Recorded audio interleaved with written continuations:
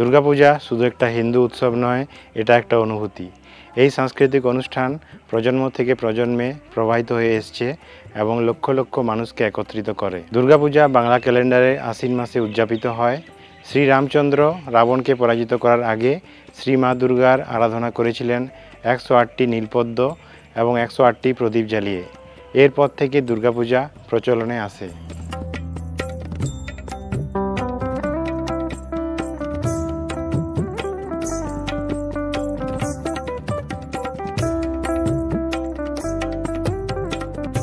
দুর্গাপূজা শুধু একটি পূজা নয়, বরং একটি আবেগ, একটি ঐতিহ্য এবং বাঙালি সংস্কৃতির অন্যতম প্রধান উৎসব। দুর্গাপূজার সময় পুরো রাজ্য এক অনন্য উৎসবমুখর পরিবেশে পরিণত হয়। 2021 সালে ইউনেস্কো দুর্গাপূজাকে intangible cultural heritage of humanity হিসাবে স্বীকৃতি দিয়েছে। দুর্গাপূজা শুরু হওয়ার প্রায় 3-4 মাস আগে থেকেই প্রস্তুতি শুরু হয়। গঙ্গা নদীর তীর থেকে আনা পবিত্র মাটি দিয়ে মূর্তি তৈরি করা হয়।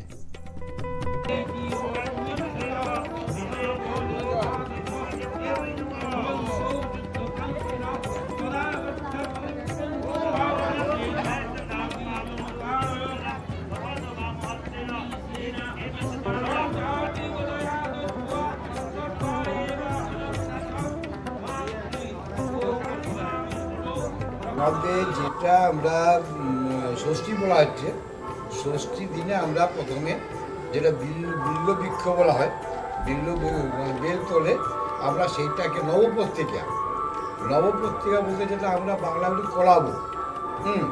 সেই কলা বইয়ে আমাদের যেমন কলা গাছ বা রম্ভা, যেটা আমরা বলি রম্ভা, কচু, মান, ধান, বসো, জয়ন্তী, এই নোটাকে নিয়ে আমরা নবপত্রিকা করি আর কি।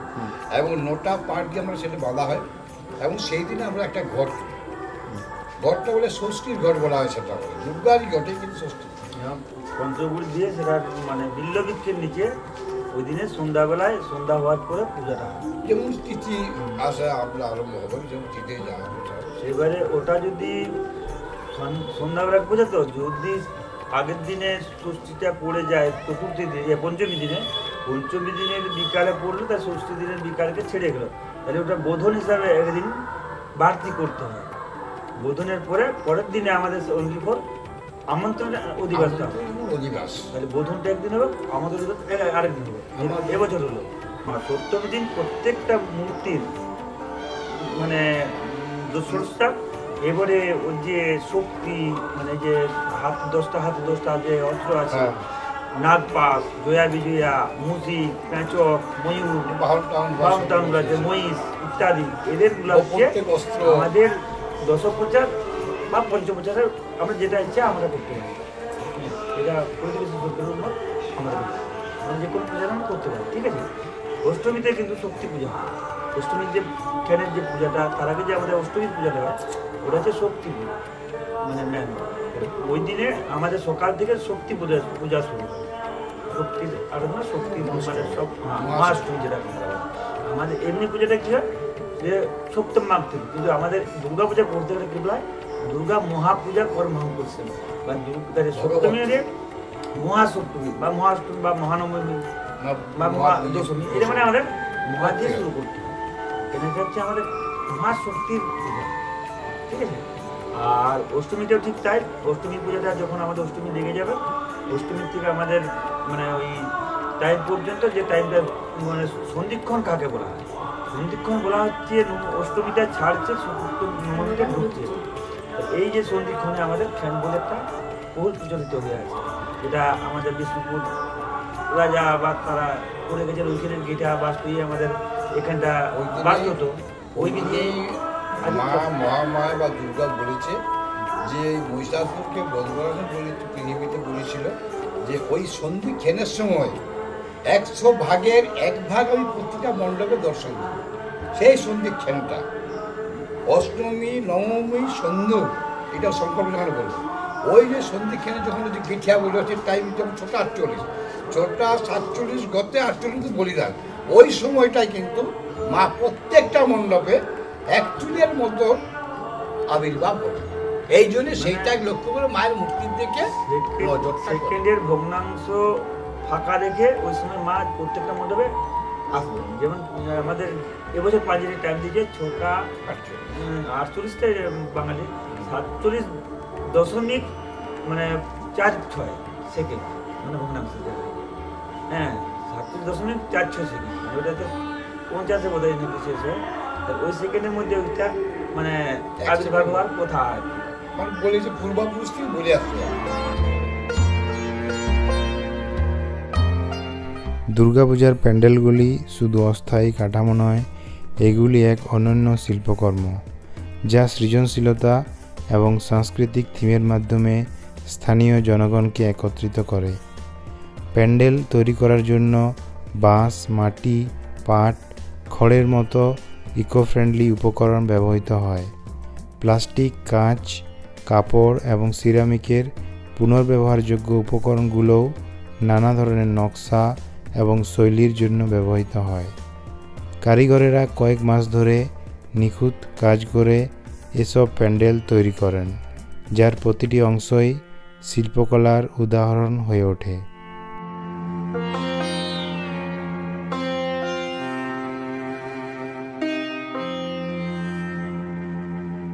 আলোকসজ্জা পূজার পরিবেশ তৈরিতে অত্যন্ত গুরুত্বপূর্ণ ভূমিকা পালন করে। এলইডি লাইট, রঙিন বাল্ব, ঝাড়বাতি এবং লেজার লাইট দিয়ে দারুণভাবে সাজানো হয়। রাতে আলোর খেলা আর থিম অনুযায়ী আলোকসজ্জা সবাইকে মুগ্ধ করে। রাস্তা জুড়ে ফেরি লাইট এবং প্যান্ডেলের ভিতরের আলোর সাজ পরিবেশকে মনোরম করে তোলে।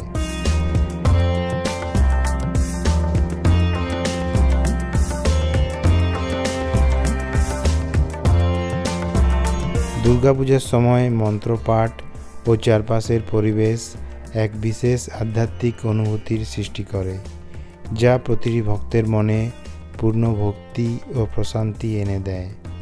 পূজার মন্ত্রপাঠ, ঢাকের আওয়াজ, ধূপধুনোর গন্ধ এবং শঙ্খধ্বনি এক অপূর্ব পরিবেশের জন্ম দেয়।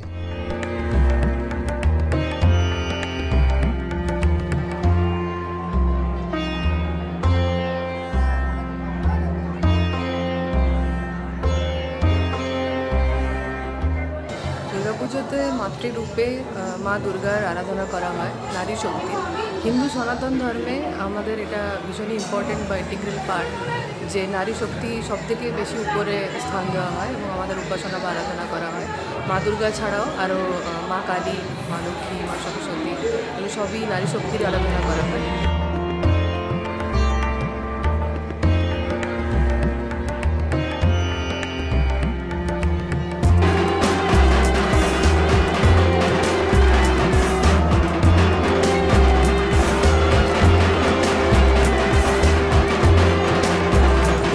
আমাদের গ্রামের এই পুজোর অনেক প্রাচীন, 100 বছর পেরিয়ে গেল দেখতে দেখতে। সেই কবে 1314 সালে এই পুজো শুরু হয়েছিল এবং এই গ্রামের পুজোর মূল যে বৈশিষ্ট্য, এই 118তম বর্ষে এখন অনেক ছেলেমেয়েরা অনেক আধুনিকতার ছাপ নিয়ে এসছে।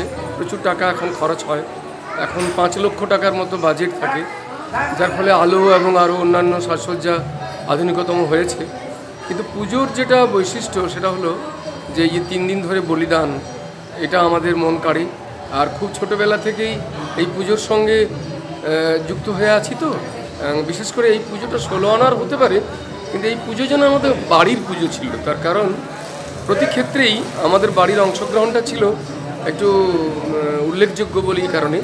আমার জেঠামশাই উনি দেখভাল করতেন, স্টোর দেখতেন, পুজোর সামগ্রীর দায়িত্বটা তার ঘাড়ে ছিল।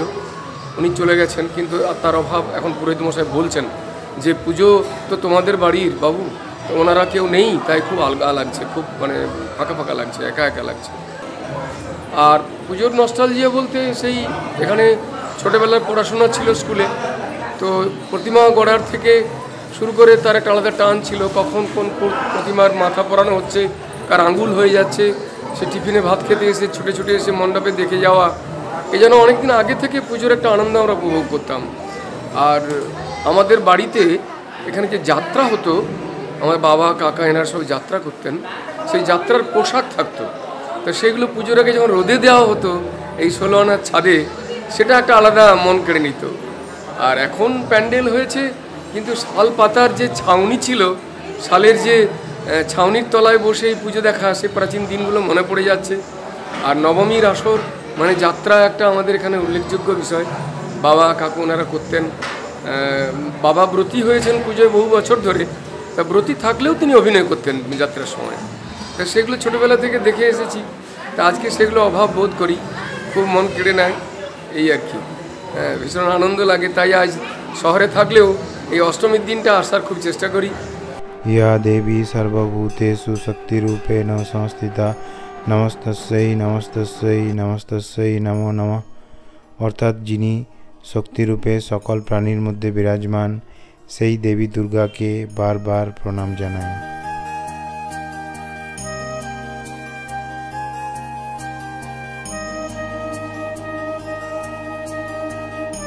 নবমী দিনে নবমী সপ্ত কল্পারম্ভের পূজাটা সকাল থেকে শুরু হয়। সেদিনে এমনি জেনারেলিং পূজা, হ্যাঁ, ওই পরিবার সব পরিবারের জন্য পূজা, মানে ওই যে যারা বামন টামন ইত্যাদি পূজা।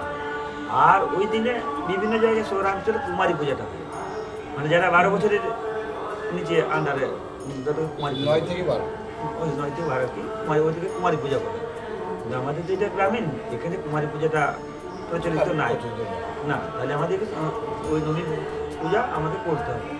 আর দশমী দিনটা, দশমী ছাড়া কিছু বলা যাচ্ছে না। ঘট মানে দশমী পূজা করে ঘট সেইভাবে নিয়ে, যেমনভাবে নিয়ে আসা হয়েছিল, এখানে যেমন এই বছর 33টা ঘট হলো শিমলাপালে, 31 বছর পূর্তি উপলক্ষে 31টা। আর ওই যে বললাম 2 দিন বোধন একটা, আর একটা হচ্ছে আমন্ত্রণ দিবস ঘট, 2 দিনের 2টা ঘট, আর আমার 31টা। 31 জন মেয়ে ছেলা বা বেটা ছেলারি করে নিয়ে এসছে, এবার সেই মেয়েরা এসে আবার নিয়ে গেল। এরপরে আমাদের অপরাজিত পূজা থাকে, দশমী পূজাতে পরে ঘট বিসর্জন দিয়ে এসে করতে হবে। কিন্তু আমরা আগেই করি, তো বারোয়ারি তো সব ঘোরা গোল করবে, সেটা করবে, আমরা করে দিই আর কি। হ্যাঁ, এইবার কি হচ্ছে মহাস্নান। মহাস্নানটার বলতে গেলে 10 দ্বার মৃত্তিকা থাকে। আমরা মহাস্নানটা কি করি, 10 দ্বার মৃত্তিকা আমরা ওখানে বিষ্ণু তেল, তিল তেল বা হরিদ্রা মাখিয়ে নিয়ে আসছি। এবার বৃষ্টির জল, শিশির জল, এই পদ্মরেণু, এরকম 10 যে সমুদ্রের জল, 7 রকমের জল চাই, এই জল আমাদের দিয়ে মহাস্নান করানো হয়। দুর্গাপূজার সময় প্রতিটি পাড়ায় সাংস্কৃতিক অনুষ্ঠান, নৃত্য, সঙ্গীত, নাটক ও পথনাটিকার আয়োজন করা হয়। এটি শুধুমাত্র ধর্মীয় অনুষ্ঠান নয়, বরং একটি সাংস্কৃতিক মিলন মেলায় পরিণত হয়।